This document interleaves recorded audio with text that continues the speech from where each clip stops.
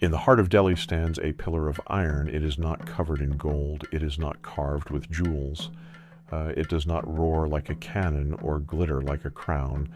And yet, for more than 1,500 years, it has done something extraordinary. It has survived. Rain, heat, dust, monsoon winds, and the slow attack of time have touched it, but they have not destroyed it. The iron pillar of Delhi, generally dated to the Gupta period, has become one of the great symbols of ancient Indian metallurgy, a monument not only of faith and kingship, but of scientific skill. Modern researchers have studied its corrosion resistance and linked it to features such as its composition, phosphorus content, slag inclusions, and the formation of a protective surface layer over time. In simple words, ancient Indian iron workers created a material that learned how to protect itself. But this pillar is only the beginning. Long before modern factories, Indian artisans were mining, smelting, casting, hammering, polishing, alloying, and transforming metal into tools, weapons, coins, mirrors, temple lamps, divine images, jewelry, and objects of daily life. This is the story of a civilization that did not merely use metal, it mastered it. The history of Indian metallurgy begins not with one metal, but with many. In the Indus or Harappan civilization, copper and bronze were central materials. Archaeological evidence shows their use in tools, knives, chisels, fishhooks, vessels, ornaments, and small sculptures. The famous bronze Dancing Girl from Mohenjo-daro, made using lost wax casting, reminds us that metalwork in early urban India was already both technical and artistic. As centuries passed, iron entered the Indian technological landscape. By the early historic and classical periods, Indian smiths were producing iron tools, weapons, pillars, clamps, and architectural fittings. During the Mauryan and Gupta periods, metals became instruments of statecraft, warfare, ritual, and economy. Copper, bronze, iron, steel, zinc, gold, silver, brass, and complex alloys all found their place. Metal was not one craft, it was many crafts: mining, furnace design, charcoal preparation, ore selection, casting, forging, finishing, and trade. By the medieval period, India had become famous for two achievements in particular: high-quality crucible steel, later associated with Wootz and Damascus blades, and zinc distillation, especially at Zawar in Rajasthan, where evidence points to sophisticated zinc production in antiquity. Indian metallurgy was not a straight line from primitive to advanced. It was a vast network, regional, experimental, practical, and deeply tied to culture. The history of Indian metallurgy begins not with one metal, but with many. In India, metal was never only material, it was sacred. A bronze lamp was not just a lamp, it carried flame into worship. A bell was not just an object, it shaped sound into ritual space. A kalasha atop a temple was not just decoration, it crowned architecture with cosmic meaning. The Chola bronzes of South India are among the greatest achievements of world art. Icons such as Shiva Nataraja were cast in copper alloy with breathtaking balance. Anatomy, movement, symbolism, and metallurgy fused into one form. The Metropolitan Museum of Art identifies its Chola period Nataraja as an 11th century copper alloy sculpture from Tamil Nadu, while the Smithsonian describes the South Indian bronze tradition as rooted in lost wax casting, where each image emerges from a mold that must be broken, making every bronze unique. This process, called lost wax casting, begins with a wax model. Clay is built around it, the mold is heated, the wax melts away, and molten metal fills the empty space. When the mold is broken, the image appears, not carved, but born from fire. Temple metalwork also included bells, lamps, ritual vessels, processional icons, door fittings, flags, and pillars. These were not mass-produced objects. They required knowledge of proportion, alloy behavior, melting temperature, mold strength, finishing, and polish. From the small bronze Dancing Girl of Mohenjo-daro to the majestic Chola Nataraja, Indian metalworkers gave metal a body, a rhythm, and a soul. If bronze and copper shaped ritual and daily life, iron and steel shaped power. Indian weaponry included swords, daggers, spearheads, arrowheads, armor, shields, and later cannons. But one material became especially legendary: Wootz steel. Wootz was a high-carbon crucible steel associated with ancient and medieval India. Britannica describes it as steel produced by a method known in ancient India, involving iron processed with carbon-rich material in sealed clay containers. Scholarly work on South Indian crucible steel connects Wootz exports to Persian Damascus blades, whose beautiful watered patterns became famous across the world. The magic was not magic, it was controlled chemistry. Iron alone is useful, but when carbon enters iron in the right amount, it becomes steel. Too little carbon, and the blade may be soft. Too much, and it may become brittle. The genius of crucible steel was in controlling this transformation inside a sealed vessel, a small furnace world where heat, ore, charcoal, time, and experience worked together. From India, steel ingots traveled through trade routes to Persia, Arabia, and beyond.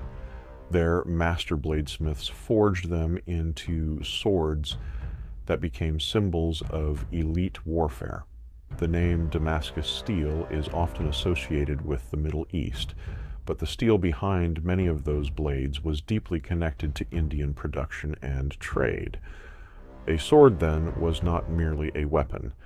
It was geology, forest, furnace, hand, trade, empire, and reputation, all condensed into a blade. Yet metal in India was not only a matter of war and worship, it was beauty. Gold, silver, copper, bronze, and brass became ornaments of the body and markers of identity. Bangles, anklets, rings, necklaces, crowns, earrings, waist belts, hair ornaments, and temple jewelry carried social, spiritual, and economic meaning. In the Harappan world, ornaments made of metal, shell, stone, and beads show a culture deeply invested in personal adornment. Later, Indian jewelry traditions expanded into extraordinary techniques: filigree, granulation, repoussé, chasing, engraving, gemstone setting, and gold leaf work. A bangle could signal marriage, region, wealth, devotion, or community. A crown could proclaim sovereignty. A temple necklace could adorn a deity during festival processions. Jewelry was portable wealth, but it was also portable memory. Indian metalworkers understood that metal could shine like sunlight, ring like sound, bend like cloth, and endure like stone. The same civilization that made tools for farmers and swords for kings also made anklets that chimed with movement and lamps that transformed darkness into ritual. The true measure of metallurgy is not only in monuments and royal swords, it is in ordinary life. Metal entered the field as plowshares, sickles, axes, hoes, and knives. It entered the kitchen as pots, pans, ladles, plates, storage vessels, and water containers. It entered the marketplace as coins, weights, scales, and measuring instruments. It protected homes as locks and keys. It reflected faces in polished mirrors. It carried sound through cymbals, bells, gongs, and stringed instruments. It lit evenings through lamps. It joined architecture through clamps, nails, hinges, and fittings. In Harappan cities, copper and bronze tools included axes, chisels, knives, spears, arrowheads, saws, and razors, showing that metal was already embedded in practical urban life. This is important. Indian metallurgy was not only elite technology, it was domestic technology, agricultural technology, commercial technology, ritual technology. A civilization is not built only by palaces and temples. It is built by vessels, tools, hinges, coins, lamps, and the countless objects that make daily life possible. So what did ancient Indian metalworkers actually know? They may not have used modern chemical language, but they understood materials through practice. Smelting meant heating ore to separate metal from stone. Alloying meant mixing metals to create better properties. Copper with tin for bronze, copper with zinc for brass. Casting meant pouring molten metal into a mold. Forging meant hammering hot metal into shape. Lost wax casting allowed complex sacred images to be created from bronze or copper alloy. Crucible steel allowed iron and carbon to combine in controlled conditions. Zinc distillation solved a difficult problem. Zinc vaporizes at high temperature, so it must be captured and condensed, not merely melted like copper or lead. Heat treatment changed hardness. Polishing changed surface. Hammering changed strength. Even mistakes became knowledge. Every furnace was a laboratory. Every artisan was an experimenter. Every object was the result of observation repeated across generations. This was science. Not always written in equations, but preserved in hands, workshops, guilds, families, and sacred traditions. Indian metals did not remain inside India. They traveled. Ports on the western and eastern coasts connected Indian artisans and merchants with Rome, Arabia, Persia, East Africa, Southeast Asia, and later Europe. Alongside spices, textiles, ivory, and gems, metal goods and metal knowledge moved through trade networks. Wootz steel became one of India's most celebrated metallurgical exports. South Indian crucible steel attracted attention from West Asian and European observers, and its association with Damascus blades became part of global metallurgical history. The story of Indian metallurgy is therefore not isolated. It is part of world history. A blade in Persia, a coin in a marketplace, a bronze icon in a temple town, a zinc furnace in Rajasthan, and an iron pillar in Delhi all belong to the same larger story. India as a center of technological creativity. But traditions can weaken. With changing empires, colonial economic policies, industrial imports, and the decline of older systems of patronage, many traditional metallurgical crafts lost their markets and continuity. Some techniques survived only in fragments. Others were absorbed into modern industry. Some became museum objects. Yet the legacy did not vanish.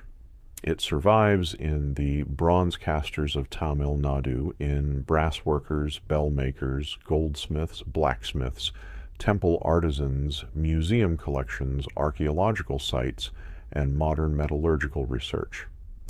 When scientists study the iron pillar, they are not merely studying an object.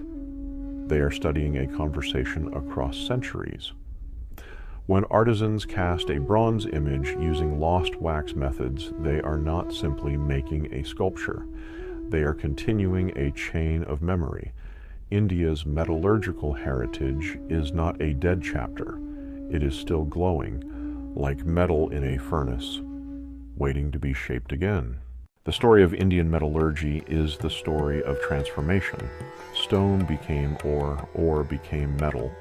Metal became tool, weapon, ornament, coin, lamp, deity, monument, and memory. The iron pillar still stands. The dancing girl still poses with confidence. The Chola bronzes still dance. The legend of Wootz steel still cuts through history. The lamps still burn. India did not merely use metal. It transformed metal into science, beauty, power, worship, trade, and civilization. And perhaps that is the final lesson of this ancient craft. A civilization is not only remembered by what it wrote in books, but by what it forged in fire.